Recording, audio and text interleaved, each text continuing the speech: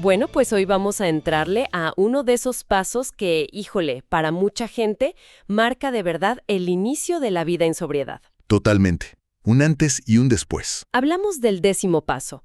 Continuamos haciendo nuestro inventario personal y cuando nos equivocábamos lo admitíamos inmediatamente. Uf, Si los primeros 9 pasos fueron como, no sé, esa limpieza profunda de una casa que estuvo abandonada años. sí, sacar toda la basura, reparar lo roto. Exacto. Pues el 10º es la rutina de todos los días, para mantenerla limpia, para que entre la luz.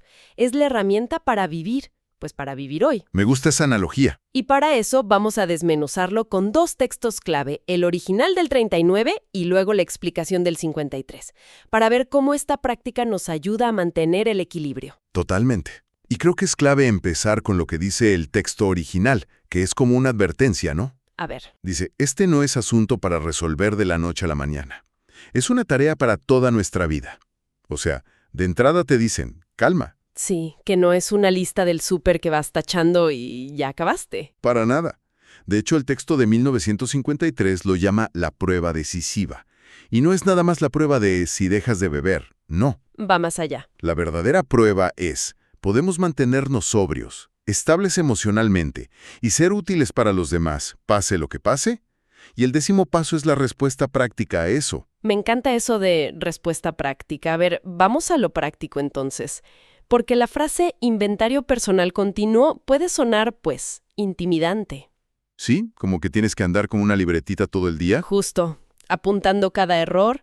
¿Cómo se ve esto en el día a día sin que se vuelva una obsesión o, peor, una forma de autoflagelación? Es una excelente pregunta. Y el texto del 53 lo explica muy bien, porque lo divide. Habla, por ejemplo, de un inventario instantáneo. ¿Cómo es ese? Pues imagina que vas en el tráfico, alguien se te cierra y ¡pum!, sientes el chispazo de ira. Clásico. Ay, en ese preciso instante haces una pausa y te preguntas, a ver, ¿qué está pasando conmigo?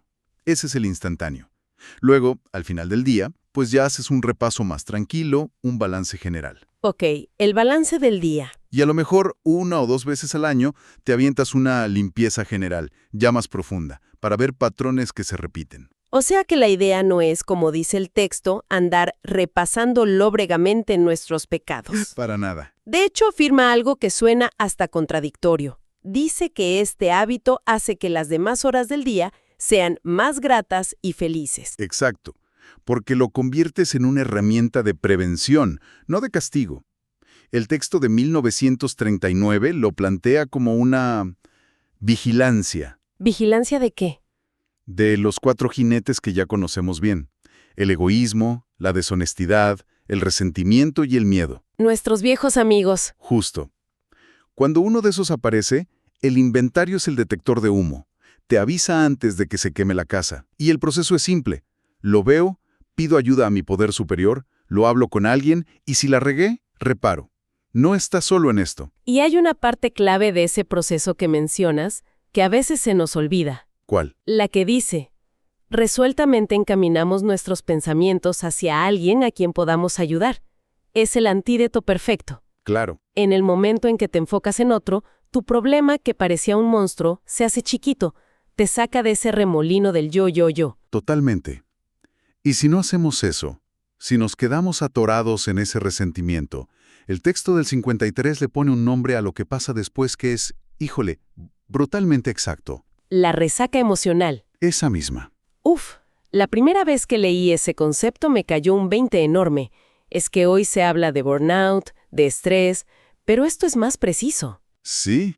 Es ese agotamiento que sientes, no por una noche de copas, sino por un día entero de estarle dando vueltas a una discusión, de sentir envidia, de preocuparte por algo. Es una cruda pero del alma. Totalmente. Y luego viene la frase, quizá la más difícil de tragar de todo el programa. Ya sé cuál vas a decir. La del axioma. Sí, es axiomático que cada vez que nos sentimos trastornados, sea cual sea la causa, hay algo que anda mal en nosotros. Durísima. Es que es dificilísima, ¿no? Porque tu primera reacción es, no, el que está mal es el otro que me hizo enojar. Claro, la culpa es de afuera. Cuesta un trabajo enorme, en medio del enojo, pararte a decir, a ver, aunque el otro tenga el 99% de la culpa, ese 1% de mi reacción es mío.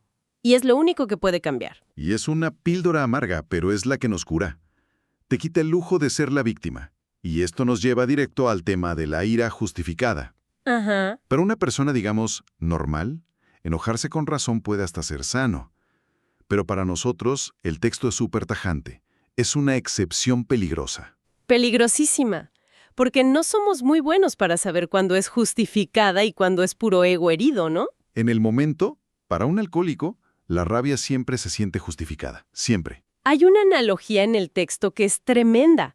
Dice que la ira es un lujo ocasional de la gente más equilibrada. La palabra lujo es clave. Totalmente. Pone todo en perspectiva. Lo que para otros es una reacción normal, para nosotros es jugar con fuego. Dice que puede lanzarnos a borracheras emocionales de duración indefinida. Es una descripción perfecta. Esos días o semanas que andas de un humor de perros, viendo todo negro, irritable. Y la conexión es directa. Esas borracheras secas, como las llama, muchas veces nos llevaban de regreso a la botella. El resentimiento era nuestro trago favorito antes del primer trago. Sin duda. Por eso el inventario instantáneo es nuestra primera línea de defensa. Cuando sientes que esa emoción tóxica empieza a subir, ahí es. Pausa, respira y la fórmula es simple, aunque no fácil. Si es mi culpa, lo admito. Si no, busco perdonar por mi propia paz. Y para quien va llegando, esto es vital. El objetivo no es la perfección, es el progreso. Claro. Evitar una sola discusión tonta en el día ya es una victoria enorme. Y cuando esas pequeñas victorias se van sumando una tras otra, llegamos a lo que el texto de 1939 describe como como un milagro. Es una promesa que suena increíble. Casi demasiado buena para ser verdad, ¿no? Dice, y hemos cesado de pelearnos con todo y con todos, aun con el alcohol. La obsesión simplemente se va. Fíjate qué importante es como lo dice. No dice, hemos ganado la pelea. Cierto. Dice, hemos cesado de pelearnos. O sea, la guerra se acabó. Y a eso le llama el milagro. Afirma que el problema ha sido eliminado. ¡Pum! Ya no existe para nosotros. Exacto. Se nos coloca en una posición de neutralidad, seguros y protegidos. El alcohol deja de ser el gran tema, se vuelve irrelevante. Como tener alergia a los camarones. Sabes que no puedes comerlos y ya. No le dedicas más energía. Suena maravilloso, pero es muy fácil oír, el problema ha sido eliminado y pensar, listo, ya la hice, estoy curado. Claro, el peligro de la complacencia. Exacto, pero los textos son duros, no te dejan relajarte. ¿Cuál es la letra pequeña de este milagro? Ahí está la clave de todo. La letra pequeña es una condición que no puedes ignorar. El texto del 39 lo subraya. Todo depende del mantenimiento de nuestra condición espiritual. O sea, no es automático. Para nada. No estamos curados. Lo que tenemos es una suspensión diaria de nuestra sentencia. Es como si cada mañana el juez te dijera, ok, hoy eres libre, pero tienes que cumplir estas condiciones. ¿Y cómo se ve ese mantenimiento? ¿Cuáles son esas condiciones en el día a día? Pues se traducen acciones muy concretas. El texto habla de llevar la visión de la voluntad de Dios a todos nuestros actos. Suena muy elevado, pero en la práctica es Más simple. mucho más. Son pensamientos que te guían. ¿Cómo puedo ser útil aquí? ¿Qué es lo correcto en esta situación? Es cambiar el enfoque del ¿qué gano yo? Al ¿cómo puedo servir? Ese es el mantenimiento. Esa es la acción. Ahora, el texto del 53, el posterior, introduce una idea que al principio me pareció rarísima, el peligro del éxito. Sí, es contraintuitivo. Uno piensa que el peligro es el fracaso, quedarse sin trabajo, la soledad, pero aquí nos dicen, cuidado, cuando las cosas te empiezan a ir bien, cuando recuperas la chamba, la familia, el respeto, ahí hay otra trampa. Y es una trampa muy, muy humana. Después de tanto tiempo de sentirte menos, la validación de los demás se siente increíble. El peligro es que empiezas a buscar eso, la aprobación, en lugar de la serenidad que te trajo hasta aquí. El qué dirán vuelve a ser más importante que el cómo estoy. Exactamente. El texto lo describe de una forma brutal. Nos hemos bebido el éxito como si fuera un vino. O sea, te emborrachas de tu propio ego. ¿Y cuál es el antídoto para esa borrachera de éxito? La humildad activa. Es frenar y recordar, como dice el texto, que estamos sobrios hoy solo por la gracia de Dios. Ajá.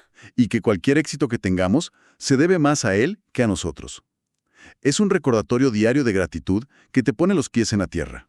Y por otro lado, está la otra cara, el fracaso, el dolor, lo que por instinto evitamos a toda costa. Pero aquí también el programa nos pide darle una vuelta de 180 grados. Una vuelta completa. El texto del 53 dice algo que puede sonar masoquista, pero es profundamente sabio. El dolor es la piedra de toque de todo progreso espiritual. La piedra de toque. Nos recuerda que tuvimos que sentir un dolor inmenso con la bebida para pedir ayuda. Tuvimos que sufrir nuestros defectos para querer cambiarlos. Entonces, cuando algo doloroso pasa en sobriedad, en vez de verlo como una tragedia, es una oportunidad. Una lección. El texto dice que el dolor de un fracaso se convierte en un valor positivo, porque de ahí sacas el estímulo para seguir adelante. Cada tropiezo es material de aprendizaje, no una excusa para rendirse. Y esto nos lleva a la parte más sutil y para mí la más difícil del inventario, el examen de los motivos. Sí, el trabajo fino. Porque es fácil decir, ok, le grité porque estaba enojada. La acción y el motivo son claros. Pero el texto nos alerta sobre un juego mental mucho más tramposo, la autojustificación. ¿El disfraz? Exacto, disfrazar un motivo feo con uno que suena bien. Aquí es donde el trabajo ya es de alta cirugía espiritual. Es el clásico, te lo digo por tu bien. Ese. Recuerdo una vez que le di un consejo a un compañero sobre su proyecto. En la superficie sonaba a que quería ayudar. Pero en mi inventario de la noche me di cuenta de que mi motivo real era envidia porque a él le dieron el proyecto y no a mí. Quería encontrarle un error para yo sentirme mejor. Híjole, qué honestidad.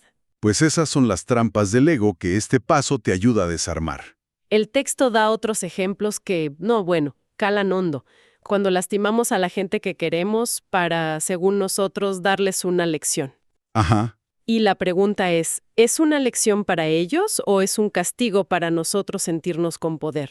O cuando criticamos a alguien con el pretexto de ayudar a los demás a entenderlo, cuando la neta lo estamos rebajando para sentirnos superiores. Es una hipocresía sutil y solapada, así la llama el texto, y describe esa maña como una extraña peculiaridad de la mente.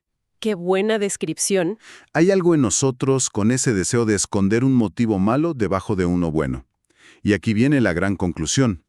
Aprender a cachar, admitir y corregir esas deshonestidades día a día constituye la esencia de la formación del carácter y del buen vivir. Ya no es solo no beber. No, ya es buscar una integridad de verdad, que lo que piensas, dices y haces esté alineado. Ese es el verdadero premio. Entonces, si lo resumimos, el 10º paso es pasar de reaccionar a la vida a responder a la vida. Bien dicho. Es la herramienta para dejar de ser víctimas de nuestras resacas emocionales y empezar a construir día a día una vida de equilibrio, de utilidad y sobre todo de honestidad con una misma. El objetivo no es la perfección que frustra, sino el progreso constante. Exactamente. Y quizá una idea final para la gente que nos escucha, algo para llevarse hoy. Adelante. Al repasar el día en la noche, la invitación no es solo a preguntar qué hice mal, es ir un nivel más abajo. ¿Y preguntar qué? Preguntar ¿por qué lo hice realmente? ¿Cuál fue el motivo oculto detrás de esa crítica constructiva, de ese favor que hice esperando algo a cambio? Identificar esa extraña peculiaridad de la mente, ese impulso de disfrazar el egoísmo de generosidad, es quizá el trabajo espiritual más honesto y liberador que podemos hacer. Y es un trabajo que, increíblemente, nos mantiene lejos de la primera copa.